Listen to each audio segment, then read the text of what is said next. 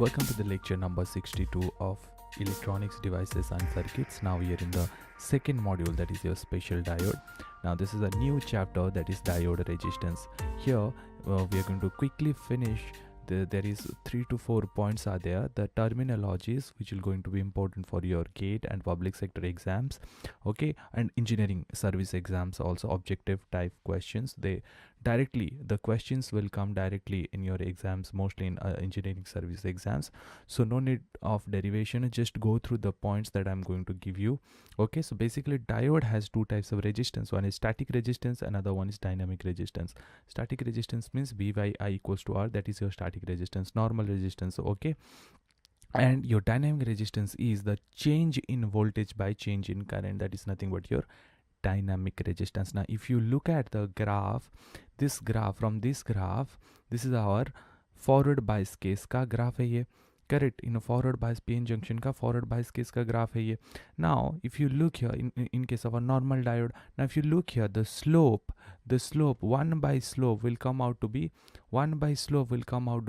the static resistance value. Look here carefully. So the 1 by slope will come out to be static resistance value. From this graph we can find out the static resistance value.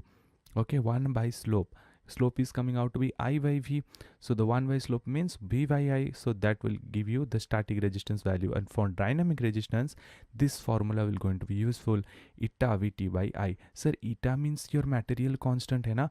हाँ. Vt is thermal voltage है ना? हाँ. Sir, I means diode current है ना? हाँ. And why this I is given? What is this, sir?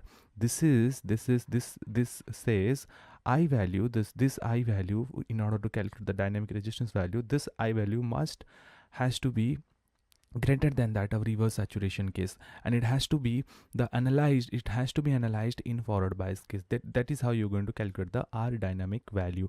Now dynamic conductance is nothing but the ulta wala, the reverse one, right, the di by dv.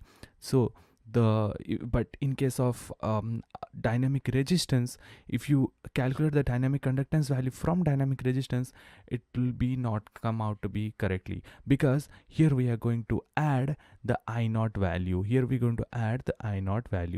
Okay, so dynamic conductance will be I plus I naught divided by eta Vt.